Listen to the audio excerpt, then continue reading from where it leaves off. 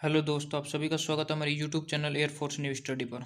तो जैसा कि आप सभी जानते हैं कि इंडियन नेवी एमआर की क्लास कंटिन्यू चल रही है और हम भारत का भूगोल है, इंडियन ज्योग्राफी, उसके बारे में विस्तार से पढ़ रहे हैं। और जो भी टॉपिक इंडियन नेवी के एमआर में पूछा जाता है और आपका यहाँ पर पूरा कोर्स है वो सिलेक्शन बैच का कराया जाएगा, जिसमें आपको जीके, मैथ और इसके साथ आपकी साइंस की क्लासेज है वो भी अवेलेबल होगी।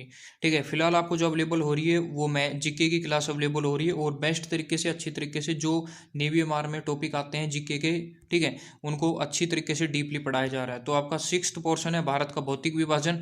देखिए, कल क्या हुआ था कि यहाँ पर हमने द्वीप समूह के बारे में जानकारी प्राप्त कर ली थी। ठीक है, द्वीप समूह के बारे में जानकारी प्राप्त कर ली थी, लेकिन फिर भी आपने पता है कि आपका तटीय भाग छूट गया था, लेकिन एक भी बच्चों ने ध्यान नहीं दिया और उसका कमेंट नहीं किया। ठीक है, जब हमारी टीम ने एनालिसिस किया तो पीडीएफ में क्या है कि तटीय भाग का जो पोर्शन है वो छूट गया था, तो आज हम उसको पढ़ेंगे। ठीक है, तो यदि आप अपने चैनल पर नए तो चैनल को सब्सक्राइब कर दीजिए और वीडियो को लाइक कीजिए और शेयर कीजिए।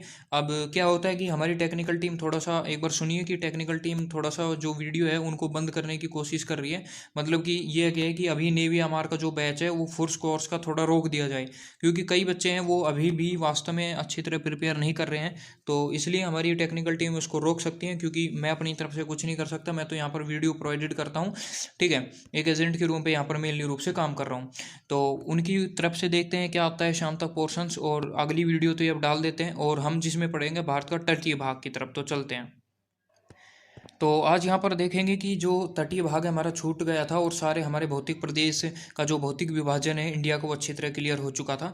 और तटीय मैदान है, इसमें से कई बार नेवी एमआर में क्वेश्चन है वो सीधा पूछ लिया जाता है, तो उनके बारे में हम यहाँ पर पढ़ेंगे और अच्छी तरह डिस्कस करेंगे। मैं यहाँ पर पूरे मैप में आपको क्लियर यहाँ पर आज है इस चीज़ को समझाऊंगा, और नीचे कॉमेंट बॉक्स में भी आपको क्वेश्चन दिया गया है, उस क्वेश्चन का आपको आंसर देना है। ठीक है, और इसके साथ ही कल इस तटीय मैदान से संबंधित सारे क्वेश्चन हैं आपके यहाँ पर पोर्शन है, कल आपकी वीडियो है उसमें प्रोवाइडेड किए जाएंगे, आप टेंशन न ले इस चीज़ की। ठीक है, तो पहले आज समझिए और कल आप आराम से जो भी वीडियो है उसमें आपका आंसर देना है।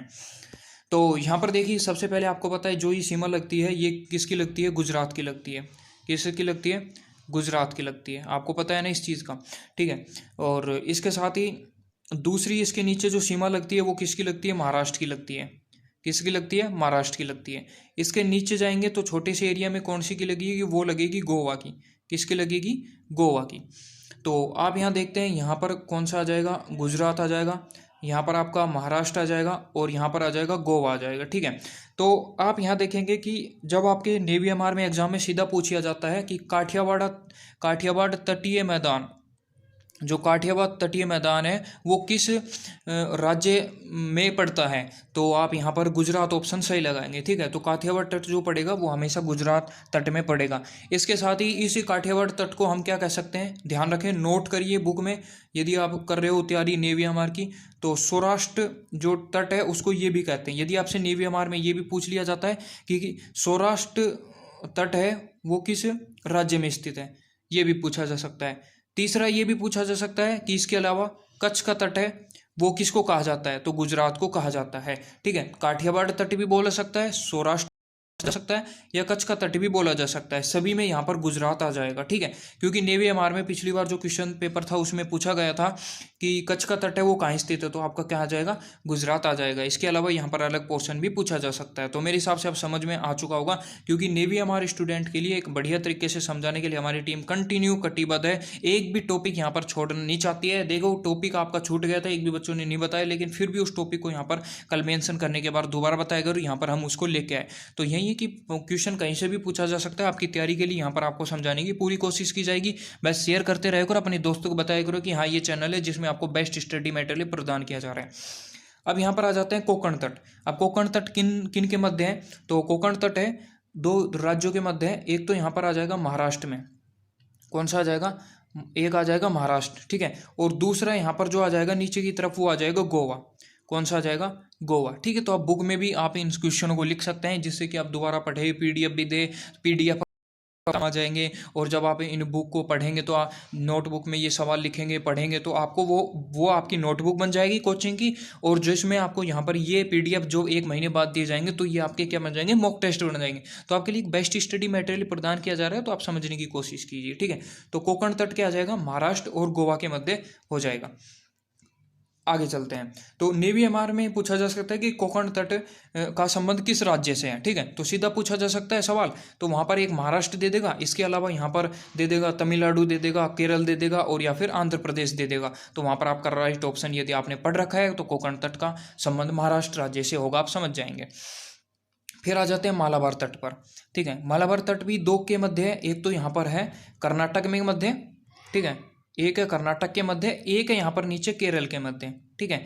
तो मालाबार तट भी दो राज्यों के मध्य है, जो कि कर्नाटक के मध्य, एक केरल के मध्य, ठीक है। तो मेरे हिसाब से आप समझ चुके होंगे। यहाँ पर कोंकण तट के बारे में दोबारा समझा देता हूँ। महाराष्ट्र और इसके साथ महाराष्ट्र और गोवा के साथ है। दूसरा यहाँ पर पड़ेगा जो आपका पड़ेगा वो कर्नाटक और केरल के मध्य पड़ेगा, ठीक है। तो ये सब चीज़ें यहाँ पर समझ लीजिए। अगला पोर्शन देखिए, कोरोमंडल तट पर चलते हैं। तो कोरोमंडल तट भी एक इम्पोर्टेंट है, और कोरोमंडल तट की तरफ चले तो ये कोरोमंडल तट जो पड़ेगा वो यहाँ पर देख लीजिए, ये पड़ेगा यहाँ पर आंध्र प्रदेश में और तमिलनाडु में, आंध्र प्रदेश में और तमिलनाडु में ये पड़ेगा, ठीक है। इसको ध्यान रखना, आंध्र प्रदेश और तमिलनाडु में पड़ेगा। फिर आगे चलते हैं, आगे चलते हैं तो आप यहाँ पर उड़ीसा के बारे में बात करेंगे, ठीक है। तो उड़ीसा मिलेगा, आंध्र प्रदेश के बाद उड़ीसा मिलेगा, और यहाँ पर जो ये क्षेत्र मिलेगा ये पश्चिम बंगाल का मिलेगा, ठीक है। तो उड़ीसा और पश्चिम बंगाल के मध्य जो बनता है वो आपको यहाँ पर लिख रहा होगा, उत्तरी सरकार मैदान है वो बनता है, ठीक है। उत्तरी सरकार मैदान है वो बनता है उड़ीसा और पश्चिम बंगाल के मध्य, ठीक है। तो समझ चुके होंगे, यहाँ पर कोरोमंडल तट बनता है दो के मध्य लगभग बनता है। इस काठियावाड़ गुजरात के तट को छोड़कर कोरोमंडल भी दो में बनता है, मालाबार भी दो में पड़ता है, कोरोमंडल भी, और इसके साथ ही उत्तरी सरकार भी है वो दो में पड़ता है। और यहाँ से पश्चिम बंगाल से लेकर आंध्र प्रदेश तक के एरिया को क्या कहते हैं, उत्तरी सरकार का एरिया कहा जाता है, ठीक है। और उड़ीसा और उसमें पश्चिम बंगाल में जो मेनली आएगा उत्तरी सरकार, और आंध्र प्रदेश और तमिलनाडु में आएगा वो कोरोमंडल तट आ जाएगा। तो मेरे हिसाब से आप समझ चुके होंगे, अच्छी तरीके से मैंने मेंशन किया है, और आप इनको नोट भी कर सकते हो क्योंकि हमारी कंटिन्यू टीम लग रही है, मेहनत का आपको भी फायदा पूरा मिलना चाहिए, ठीक है। अब यहाँ पर आपको कमेंट बॉक्स में जवाब देना है, उत्तरी सरकार के नाम से किस तट को जाना जाता है, क्योंकि ये इंपॉर्टेंट है नेवी एमआर के एग्जाम के लिए, ठीक है। तो आपको कमेंट बॉक्स में जवाब देना है जिससे आप इनको समझ जाए, और कल इनके जो क्वेश्चंस है वो आपको प्रोवाइडेड किए जाएंगे, जिसका आप आराम से एनालिसिस करेंगे और जवाब देंगे, ठीक है।